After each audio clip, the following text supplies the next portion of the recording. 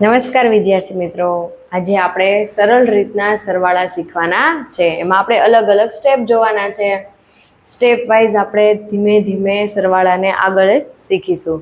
ચલો આપણે પહેલા સ્ટેપ 1 જોશું, જેમાં આપણે એક એક અંકના જ આપણે સરવાળા આજે શીખશું. પહેલા જોઈએ 5 + 6.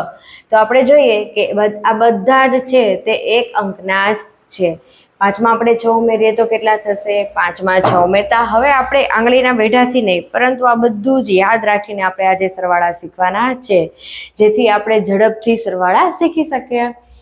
5માં 6 ઉમેરીએ તો કેટલા થશે? 5માં 6 ઉમેરતા 11 થાય છે. પછી 9માં 4 ઉમેરવાના છે.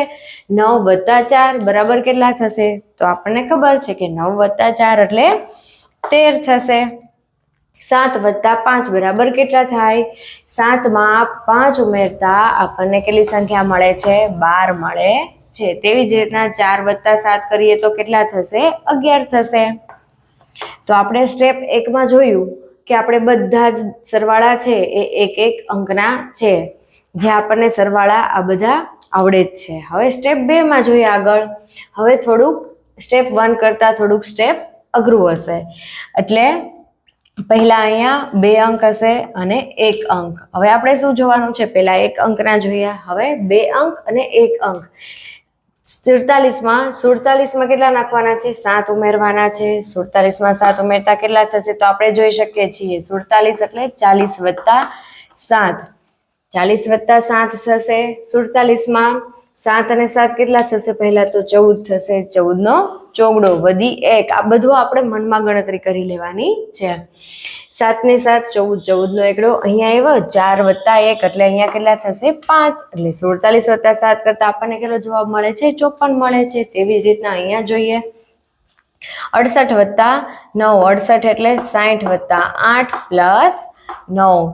9 અને 8 કેટલા થશે? 9માં 8 ઉમેરતા 16 અને 17. 17નો સાતડો વધી 1. 6માં 1 ઉમેરતા કેટલા થઈ જાય? 7.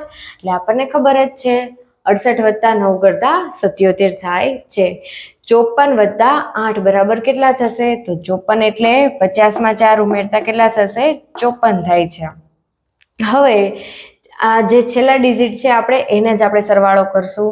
4 + 8 એટલે 12નો બગડો વધી 1. અહીંયા ઉમેરતા 5 ને 1 6. 54માં 8 ઉમેરતા 62 થશે. તેવી જ રીતના 36માં 6 ઉમેરતા 36 એટલે 30 + 6. અહીંયા 6 છે. 6 ને 6 12. 12નો એકડો એટલે વધી આપણે મનમાં ગણી લેવાની છે, એટલે કેટલા થઈ જશે? 42.